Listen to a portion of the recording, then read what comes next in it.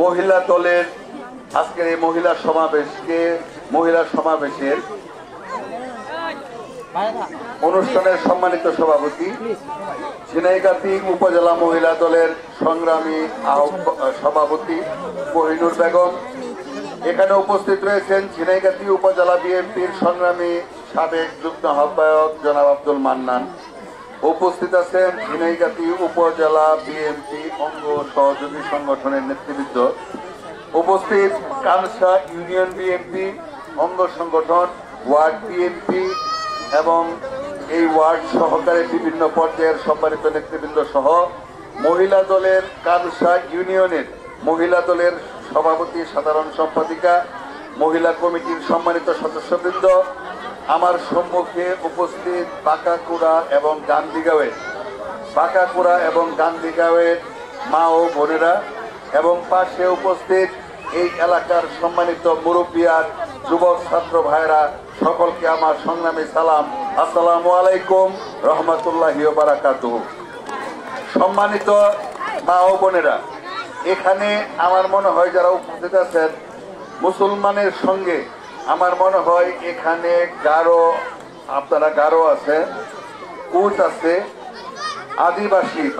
আদিবাসীর মহিলারাও এখানে আমি দেখতেছি অনেকে আমার সম্মুখ সারিতে পাশে অনেকে উপস্থিত আছে। এদের মধ্যে এখানে যারা উপস্থিত আছেন বেশিরভাগই গারো, তাই না? আদিবাসী বেশিরভাগ গারো, হাজং, কুচ যারা, এর মধ্যে হিন্দু সম্প্রদায়ের আছেন কিছু। সকলকেই আদাব এবং নমস্কার জানাচ্ছি যে সমস্ত হিন্দু সম্প্রদায় এর মা ও বোনেরা আছেন। আজকে এখানে আমরা কেন সবাই সমাবেত হয়েছি, আপনারা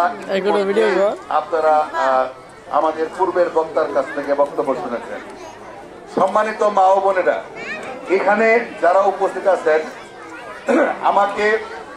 আমার নাম মাহমুদুল হক রুবেল। আমি এই এলাকার আপনাদের ভোটে এমপি ছিলাম আজ থেকে 18 বছর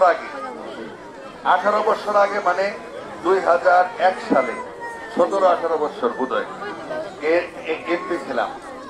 এরপরে 17 বছর এই যে আপনার যে সময়টুকু গেল, এই 17 বছর আমরা ইলেকশন করতে পারি নাই, ভোট চাইতে পারি নাই, রাজনীতিও করতে পারি নাই।